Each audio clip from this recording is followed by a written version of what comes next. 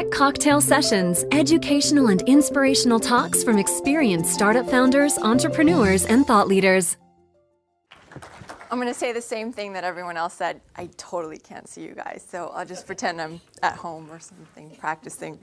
My name is Rachna Choudhry. I'm from Washington, D.C., and I have been here for about 24 hours, and D.C. is so not like Vegas, so I'm excited to be here. Yeah, it's a good thing. So I am talking about culture also, so it's kind of neat to speak right after Divya, and the culture of tradition. How many of you guys remember how a bill becomes a law? Probably learned about it in high school. Yeah, there's a song. So the way a bill becomes a law hasn't changed. It's tradition, and it hasn't changed since the 1700s, right? Since our country was founded. And the way people influence legislation hasn't changed. That's like over 200 years, almost 250 years of that same tradition and the same way of doing politics and the same way of doing policy making. And when I say DC is entrenched in tradition, it's because there hasn't been any type of change in that. In the same way, it's created a culture that's a zero-sum game, right? There's winners and losers. When you look at politics today, you clearly see a winner, you clearly see a loser. And in terms of policy making, there's winners and losers as well. And the culture of lobbying, I'm sure you guys know all about lobbyists. That hasn't changed either. The first lobbyists sprung in DC in the first Congress. We've had lobbyists for over 200 years. But what has changed is that the whole lobbying machine has just grown and become more sophisticated. And as a result, what we're seeing is more and more people, regular people outside of the Beltway, outside of DC, are getting more and more frustrated with their elected officials. And they're feeling that frustration when it comes to things like the government shutdown. You're seeing it with Tea Party groups, and you're seeing that frustration because people don't feel like their voice is getting heard in issues that matter on Capitol Hill. So that's why I created my company. I was a lobbyist, and I don't know, I can't see your reactions now, but I'm usually, people are like, ugh. Yes. Thanks for thinking, sad face. I was a lobbyist, and quickly I realized after trying to talk to people outside of Washington about issues that were important to them, and then actually lobbying Congress, that there was this huge disconnect between what people wanted their elected officials to do and what the people were saying versus what Congress was hearing. And as a result, what was happening was that there was so much noise and too little signal. And that's where I co-founded popvox.com. My co-founder, Marcy Harris, was a congressional staffer at the time, and she was seeing the same problem, but from the congressional staffer side, where she felt that they were getting inundated with messages with no way of knowing who was a real constituent or who was signing their name on a petition as Mickey Mouse. And I think that the fancy word they use for it is AstroTurf. So instead of grassroots, kind of. So, get it? Yeah. So DC has a lot of buzzwords, and that was another part of the problem. When you have an industry that's very based on tradition and entrenched with buzzwords and what you need to know and smoke-filled back rooms, you never know how to get the information you need. And people just want information. They don't need the rhetoric. They don't need the buzzwords. And what we wanted to do at PopVox was kick down the door and let people in, make democracy more democratic. And that's what we set out to do. We founded the company about 2.5 years ago. And if you go to popvox.com, you can find any and every bill pending before Congress, and you can write your own letter. And we aggregate that with thousands of other people. So in real time, the media, the public, anybody, the community, can see what support and opposition looks like for every single bill pending before Congress. So many times I'm speaking to people and people say, well, why do people even care about what's happening in Congress? Well, these are issues that affect our daily lives. And oftentimes when you're watching the TV news, you just hear about the issues that are like controversial, or the ones that are getting, you know, a lot of attention, like immigration or government funding and the shutdown.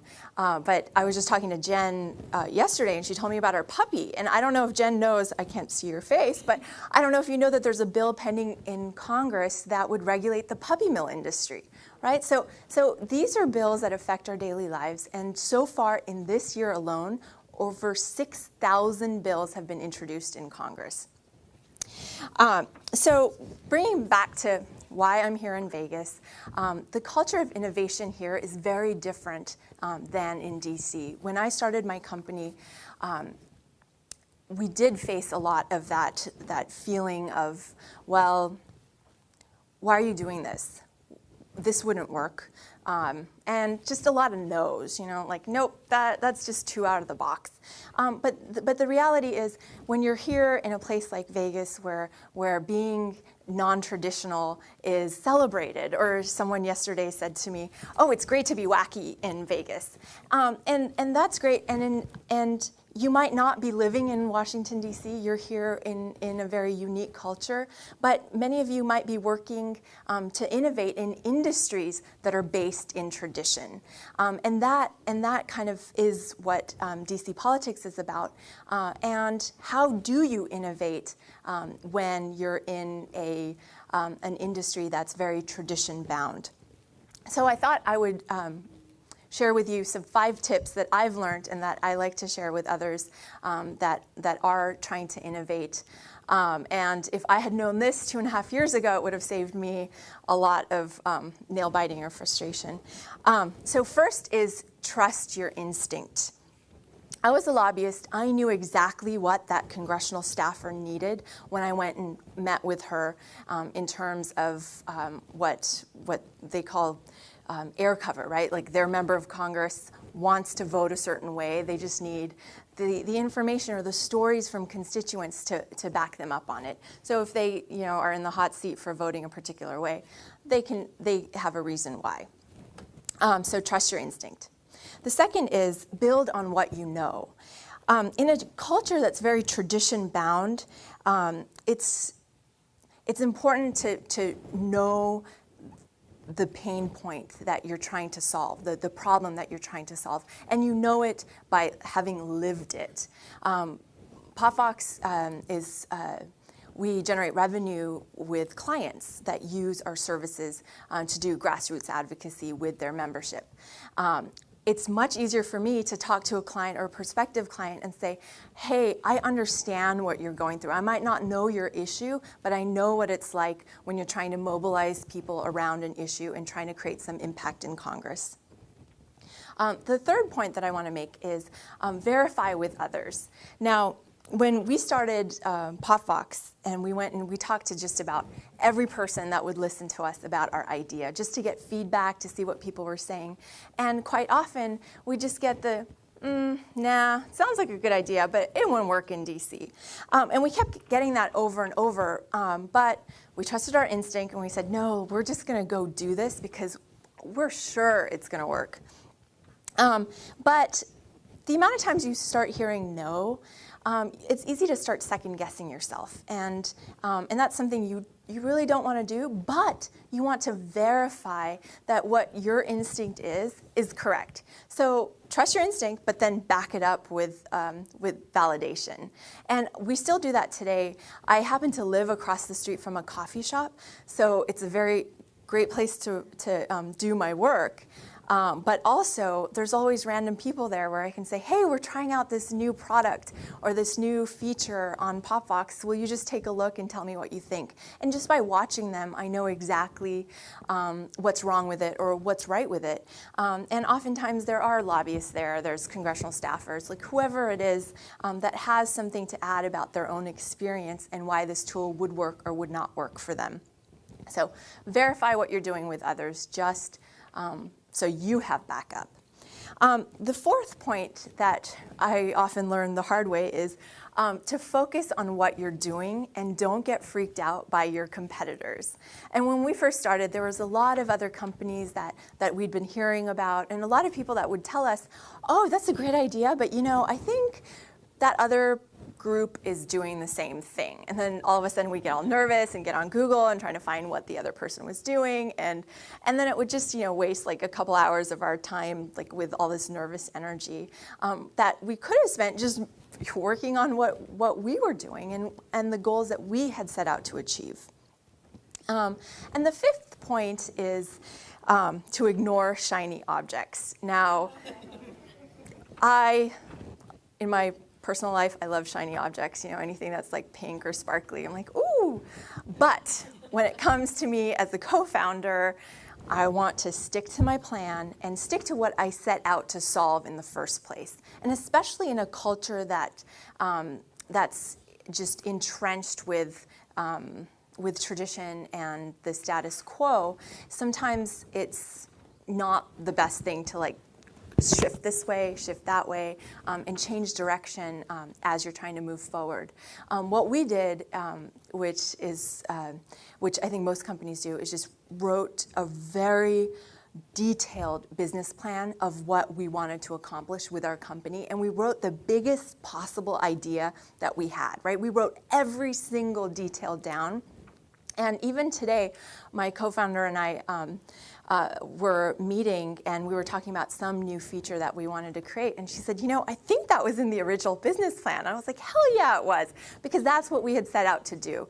And that what that allows you to do is it gives entrepreneurs a place to look back on, but then also you don't get attracted to like new ideas. I'm not saying don't look at new ideas, but just remember what you were setting out to solve in the first place and focus on that. I want to end by just telling you about just a little big picture about Popvox and what we've been able to accomplish. We now have 350,000 users from across the country, and collectively they've sent 3 million or so messages into Congress. And most recently, do you guys remember the air traffic controllers went on furlough, and then there was all these flight delays and stuff in the springtime? So when that happened, people came to Popvox to write a letter to their member of Congress about getting air traffic controllers back to work. And in about 2 weeks' time, we had thousands and thousands of people that were writing letters to Congress about this issue. And a lot of them were literally at the airport waiting for their delayed flight, writing a letter to Congress on their iPhone or Windows Phone or whatever. And that power of people coming together around an issue actually worked, because 2 weeks later, guess what happened? Congress passed a bill that enabled all air traffic controllers to come back to work, and the problem was solved. I'm not saying that happens all the time when people write to Congress, but that's what we want. We want to engage more people around the issues they care about. Thank you.